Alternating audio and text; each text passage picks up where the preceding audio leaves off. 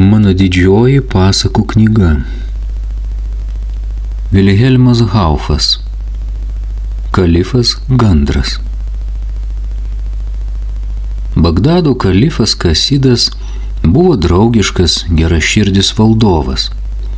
Vieną dieną, numigęs popiečio miego, jis sėdėjo patogiai įsitaisęs ant kanapos ir rūkė prabangę rytietišką pypkę. Tokią valandą jis itin mėgo pasikalbėti, todėl didysis viziris Mansoras kasdien tuo metu jį lankė. Šį kartą jis irgi atėjo, bet buvo kažko labai nesmagus. Kalifas šypsodamasis stebėjo jį valandėlę, kol pagaliau paklausė: "Kodėl šiandien atėjai toks paniuręs, didysis viziri?" Tasai žemai nusilenkęs prieš savo valdovą atsakė: "Viešpatie, gali būti, kad atrodau paniuręs. Neslėpsiu, man labai gaila, kad neturiu atliekamų pinigų. Ten žemai prie rūmų kaip tyčia stovi pirklys su gausybė puikių daiktų." Kalifas jau seniai norėjęs kuo nors nudžiuginti didįjį vizirį, pasiuntė vergą, kad atvestų pirklį. Pastarasis atsinešė skrinelę, pilną visokių prekių, ir kalifas su viziriu ėmė jas apžiūrinėti.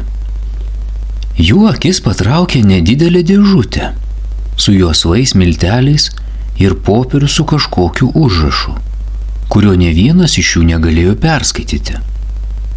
Kalifas, labai mėgęs ir savo bibliotekai rinkė senus rankraščius, nors pats ir nemokėjo jų skaityti, nupirko tą popierių su dėžute ir paleido pirklį.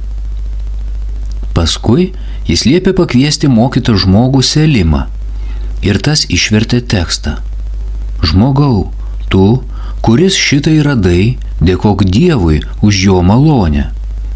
Jei pauostysi šitų miltelių ir ištarsi mutabor, galėsi pavirsti bet kuriuo gyvūnu ir suprasti jų kalbą. Kai vėl panorėsi atvirsti žmogumi, turėsi nusisukęs į rytus, linktelėti 3 kartus ir vėl ištarti tą patį žodį. Bet, pasivertęs gyvūnų, turi saugotis, kad nenusijuoktum, nes šitaip pamirši žodį ir amžinai liksi gyvūnas." Kitą dieną kalifas su didžiuoju viziriu nuėjo prie tvenkinio. Ten jie ištarė burtažodį, norėdami pasiversti gandrais.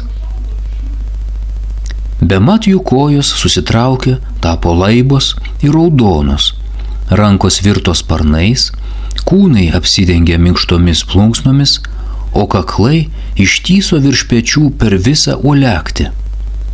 "Koks dailus tavo snapas, didysis viziri," tarė nustebęs kalifas. "Bet eime pasiklausyti, ką kalba mūsų draugai." Jie prisiartino prie 2 gandrų ir išgirdo vieną jų sakant: "Šiandien turėsiu šokti savo tėvo svečiams, todėl norėčiau vienas šiek tiek pasimokyti." Ir keistai žingsneliais tripinėdamas po lauką ėmė gražiai kraipytis. Po to, kai padaręs grakščią pozą atsistojo ant vienos kojos ir suplasnojo sparnais, atrodė toks juokingas, kad kalifas su viziriu pratrūko kvatotis. Tik čia didysis viziris prisiminė, kad juoktis pasivertusiam gandru uždrausta, ir persigandęs apie tai pasakė kalifui. Tasai nustėro iš siaubo. "Nagi, prisimink tą kvailą žodį. Mums reikia 3 kartus nusilenkti į rytų pusę ir ištarti mu. Tačiau kiek jie besilankstė ir bešaukė, tas prakeiktas žodis buvo iškritęs jiems iš galvos. Niekas nepadėjo. Ir jie taip ir liko gandrais." Abu nebežinojo, ką daryti. Vienintelis malonumas buvo tas, kad galėjo skraidyti, todėl dažnai skraidė virš Bagdado stogų. Vieną dieną jie pamatė įžengiant pro miesto vartus prabangiu apsiaustu apsivilkusi vyrą ir išgirdo minią šaukiant: te gyvuoja Mizra, Bagdato valdytojas. Kasidas tarė, dabar suprantu, kodėl buvau užkerėtas. Šitas Mizra yra piktojo žynio Kašnūro sūnus, kuris jau seniai ieškojo progos man pakenkti. Bet skriskime prie pranašo kapo, gal ten, šventoje vietoje, pranyks tie kerai. Apsistoję pernakvoti senos pilies griuvėsiuose, vienoje iš buvusių menių jie aptiko tupinčią ant grindų didžiulę pelėdą. Ašaros kaip žirniai riedėjo ją iš akių, o iš krūtinės veržėsi duslė aimana. Bet pamačiusi kalifą ir jo vizirį, pelėda sušuko žmogaus balsu arabiškai. Sveiki atvykę gandreliai, sveiki mano išvaduotojai. Atsitokėjęs iš nustebimo, kalifas tarė, per daug iš mūsų nesitikėk, mums patiems reikia pagalbos. Ir papasakojo jai savo istoriją. Išklausiusi kalifo pasakojimą, pelėda tarė, o dabar išklausykite mano istorijos. Aš esu Indijos karaliaus duktė. Piktasis žynys Kašnūras užkerėjo mane, kai buvo atvykęs pas mus piršti man savo sūnaus Mizros, nes mano tėvas išvijo jį lauk.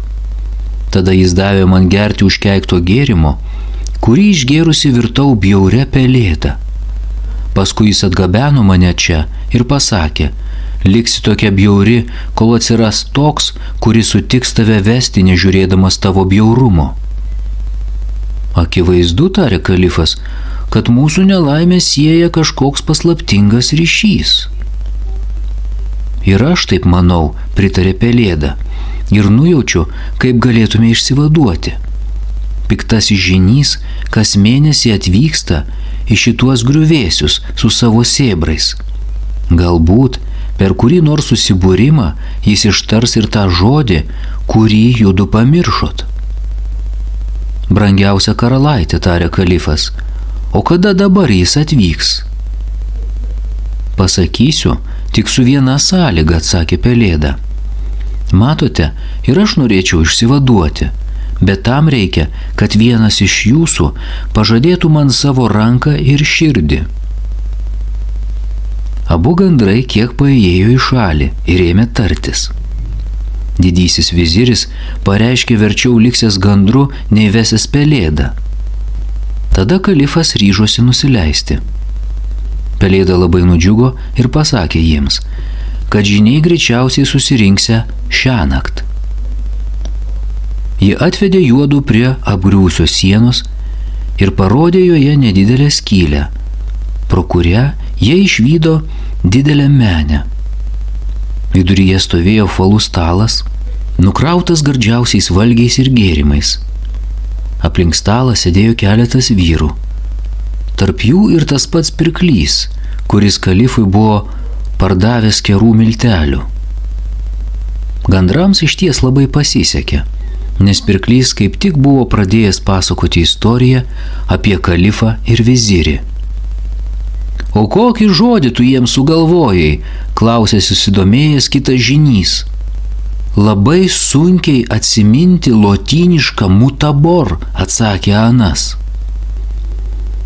Vos išgirdę pro sienos plyšį šį žodį, abu gandrai net pašoko iš džiaugsmo ir pasileido kiek kojos neša link griuvėsių vartų. Ten nusigręžė į rytus, savo ilgais kaklais 3 kartus linktelėjo tekančiai už kalnų sauliai. Mutabor, sušuko abu vienu balsu ir akimirksniu atvirto į žmonės. Iš didelio džiaugsmo, kad vėl tapo žmonėmis, valdovas ir pavaldinys juokėsi ir verkė apsikabinę. Bet kas galėtų apsakyti jų nuostabą, kai atsigręžę šalia savęs pamatė nuostabaus grožio moterį puošniais drabužiais. Šypsodamasi ji ištiesė kalifui ranką ir tarė: Jūs jau nebepažįstate savo naktinės pelėdos? Sužavėtas kalifas atsakė: Pati didžiausia laimė, kad buvau virtęs gandru. Ir visi 3 susiruošė grįžti į Bagdadą. Savo drabužiuose kalifas rado ne tik dėžutę su milteliais, bet ir pinigų.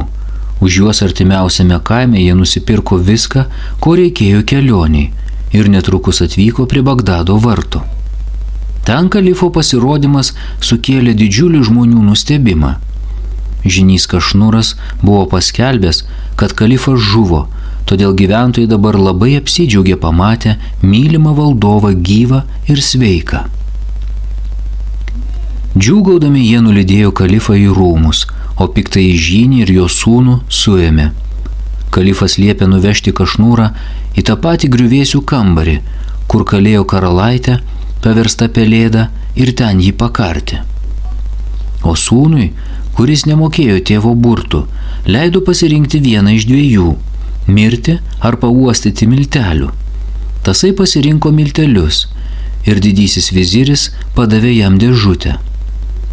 Kalifas ištarė užkeikimo žodžius ir pavertė Mizrą gandru. Tada liepė uždaryti jį narvelyje ir pakabinti rūmų sode. Ilgai ir laimingai gyveno kalifas Kasidas su savo pačia Indijos princese. Jų maloniausios valandos buvo tada, kai popiet apsilankydavo didysis viziris. Tada jie visi prisimindavo savo nuotykius, kai buvo gandrai. Linksmiausia būdavo, kai didysis viziris imdavo vaizduoti esąs gandras. Jis tripinėdavo pasipūtęs, nelenkdamas kojų po kambarį ir mosuodavo rankomis tarsi sparnais. Atsisukęs į rytus, linksėdavo galvą, tardamas mū, mū, mū. O kalifo žmonai tokie vaidinimai kiekvieną kartą sukeldavo daug džiaugsmo ir juoko.